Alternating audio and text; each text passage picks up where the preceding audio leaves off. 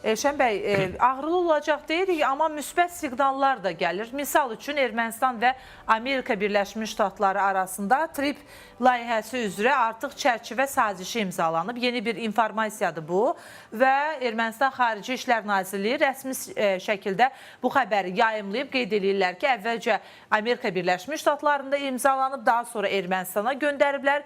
Bu dəfə də Ararat Mirzayan bunu imzalayıb. Foto var idi əlimizdə. Həmin o yeni fotonu da təqdim edək. Çərçivə sazişinin imzalanması ilə bağlı Ararat Mirzayan deyir ki, distant formada biz bu sənədin imzalanma prosesini icra elədik.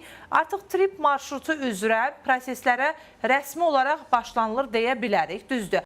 8 avqustda Vaşinqton bəyannaməsində buna imza atılmışdı. Amma Ermənistan və Amerika Birləşmiş Ştatları arasında biz hərəkəti görmürdük. Hətta bundan bir narahatlıq da var idi. Bir çox ekspertlər bu qənaətdə edilər ki, seçki bitəcək, daha sonra başlayacaqlar.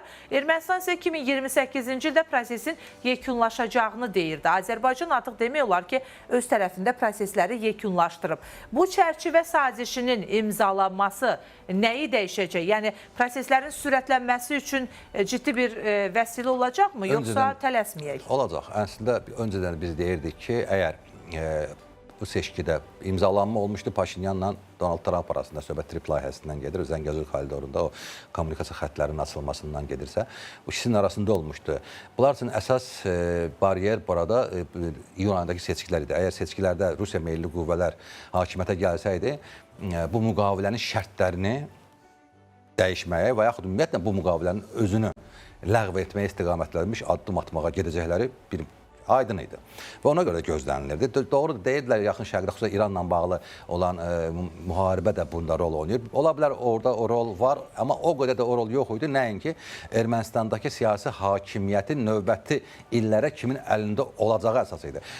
Bundan sonraki etapda, qısa müddətdə, mən hesab edirəm ki, layihəsi də hazırdır bunun. Sadəcə pul buraxılıb, o marşrutun hazırlanmasından gedir. Qısa müddətdə hazırlanacaqsa və işə düşəcəksə, bundan sonra gələcək hakimiyyətlər o marşrutu artıq beynəlxalq statusuna malik marşrut olacaq, qəbul olunmuş marşrut olacaq. O artıq demək olar ki, Ermənistanın konstitusiya hüququndan da üstün bir, mənə elə gəlir ki, Amerika ilə danışıqda olacaq bir statusa malik olacaq ki, Ermənistan ərazisi olsa belə, amma bunu idarə etməsi konkret olaraq beynəlxalq şirkətlərinin əlində olacaqsa, ona hətta gələcəkdə Rusiyapərəst qüvvələrə də təsir imkanları olmayacaq. Ona hesablanmışdı. Onlara bugün 7-sindən sonra əgər Paşinyan hakimiyyətə gələrsə, qısa müddət sonra biz o koridorda işlərin sürətli şəkildə başlamasının şahidi olacaq. Çünki bu koridorun açılması birinci Amerika Birləşmiş Ştatlarının şəxsən Donald Trumpın marağındadır. Adınla bağlı olan bir layihənin tezliklə işə başlayıb və tezliklə işə düşməsinə, ən azı özünün seçki müddətində artıq bunun bəhrə verməsini gözləyir. Yəni, bu təkcə Paşinyana yox, həm də deyirsiniz ki, Donald Trumpa yönəlik bir addımdır. Bəlkə də daha çox Trumpa. Donald Trumpın gələcəkdə o background ilə geriyə baxanda uğurlu addımlarından biri kimi onun uğurlu işlər siyasətində yazılan əsas işlərdən biridir bu. Bu, həm götürür Azərbaycan-Ermənistan arasındakı sülh müqaviləsi istiqamətində layihənin müəllifinin olması, iqtisadi böyük bir logistik bu yolun müəllifi olması, bunlar hamısı Trumpın marağındadır. Və buradan əldə edəcəyi dividendlər də var, təbii ki. Mənəvi və maddi dividendlər də var. Bütünlə bu ilə bağlı. Üstə gəl, siyasi dividendlər var, Rusiya faktoru var. Bu da artıq Amerika dövlətinin siyasətini... Yəni, Ermənistandan Rusiyanı sıxışdırıb çıxarırıq tərzində. Sıxışdırılıb çıxarılır. Bəli, həmin koridordan Rusiya istifadə edəcək. Amma bu logistika xəttini, strateji xəttini müəyyənləşdirən Rusiya olmayacaq.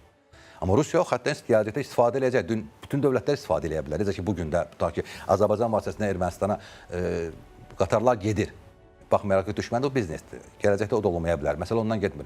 O səbəbdən, bəli, mən hesab edirəm ki, seçkidə əgər Amerikanın gözlədiyi kimi, sorğuların gözlədiyi kimi, Paşinyan göstərdiyi kimi növbətdə hakimiyyətə gələrsə, növbətdə hakimiyyətdə qalarsa daha doğrusu, TRIP layihəsinin işə düşməsi, daha doğrusu ikincisinin başlanması tezliklə biz görəcəyik və sürətlənəcək.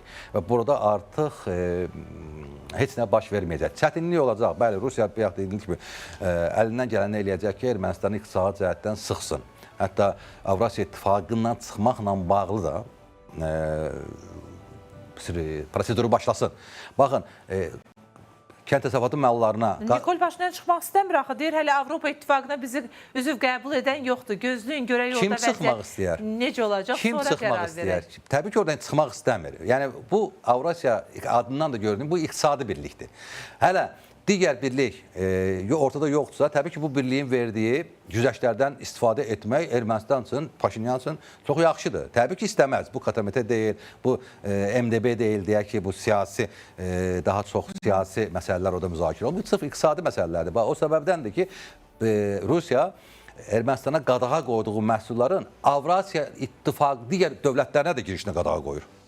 Bəli. Yəni bunun özü də artıq bilmir indi bu o digər dövlətlər bu məsələ ilə bağlı bunların verdiyi bu qərara necə riayət edəcəklər. Əslində o qərarın özü o halda qüvvədədir ki, o ölkəyə daxil olan məhsulu üçüncü ölkəyə Rusiyanın özü də keçirməyə olduğu halda qadağa ola bilər. Əgər o keçirtməyəcəksə, Avrasiya İqtisadi Birliyində varsa digər iqtisadi birlik üzündən mal almağına kimsə qadağa qoya bilməz. Yəni dediyim odur ki, bu gərginliklər, bu mübarizə yaxın 3-4 gündən sonra hansı etapda necə olacağını biz görəcəyik.